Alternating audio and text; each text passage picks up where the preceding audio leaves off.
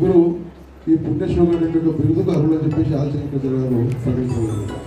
ఇంతమంది అహల్య భగవంతుని మన పార్టీ ప్రధానమంత్రి మన ప్రియతమ ప్రధానమంత్రి నరేంద్ర మోడీ గారు చరిత్రలో ఇలాంటి వ్యక్తులు ఉన్నారు తెలుసుకొని she had portrayed your so well. Thank you so much.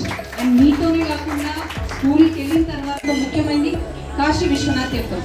దాంట్లో ఇప్పటికీ కూడా గర్భగుడి అలాగే ఉంది. దాన్ని కలపకుండా దానిపైన ఎన్ని రీకన్స్ట్రక్షన్స్ జరిగినప్పటికీ కూడా గర్భగుడి అలాగే ఉంది. అట్ ద సేమ్ టైం శ్రీశైలంలో ఉన్న శివలింగం కూడా సేమ్ అప్పుడు ఆమె నిర్మించింది. సో ఆవిడ ఏదైతే ధర్మాన్ని కాపాడి మన ముందు తరాలకి మన ధర్మాన్ని ఇచ్చిందో దానికి నిదర్శనంగా మనం ఈరోజు ఈ మహాభారతి కార్యక్రమాన్ని నిర్వహించుకున్నాం. తర్వాత అప్పటి నుంచి మన మహేశ్వరం సిల్క్స్, మహేశ్వరం శారీస్ ప్రత్యేకంగా చిన్న మంచి విషయాలు అహల్యాబాయి జీవితానికి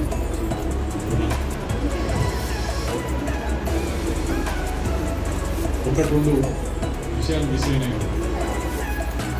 మనం ఈ మధ్య చెప్పుకుంటాం వితంతువు వివాహం విద్యుత్ సెంచరీలు మొదలైంది. దీనికి బాగా ప్రచారం వచ్చింది. కానీ ఆ రోజుల్లో 300 సంవత్సరాల క్రితం జై శ్రీరామ్, నారీ శక్తి మీకోసం జిందాబాద్ గట్టిగా చెప్పాలి. నారీ శక్తి అంటలేదు చెప్పిన వాళ్ళదే కాదు. జిందాబాద్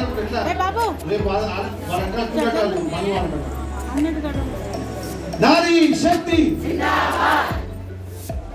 ఈ యొక్క కార్యక్రమానికి కన్వీనర్గా వ్యవహరిస్తున్న పెద్దలు రాజశేఖర్ గారు, ఎప్పుడైతే అహల్యాబాయి గారిది ముందు సోదరు చెప్పినట్టు ఆత్మనిర్భర్ భారత్ కానివ్వండి, బేటీ పడావ్ బేటీ బచావ్ కానివ్వండి, స్వచ్ఛ భారత్ కానివ్వండి, అనేక జన్ధన్ యోజన కానివ్వండి, ఇలాంటివన్నీ కూడా ఆ రోజు అహల్యాబాయి గారు ప్రవేశపెట్టారు.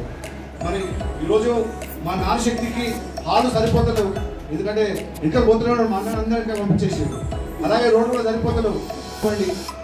అలాగే మొన్ననే చీఫ్ మినిస్టర్ గారు రేఖా గారు కానివ్వండి, రేఖా గుప్తా గారు కానివ్వండి, వీళ్ళందరూ కూడా ఈరోజు ఆదర్శంగా ఉన్నారు.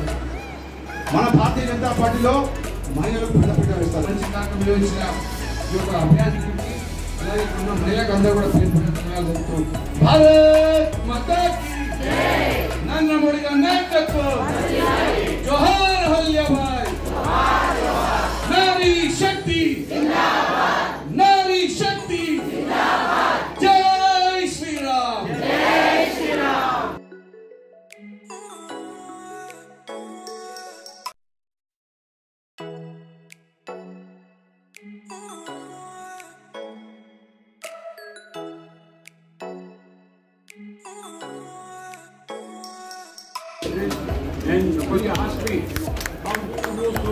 తర్వాత ఎం దుర్గా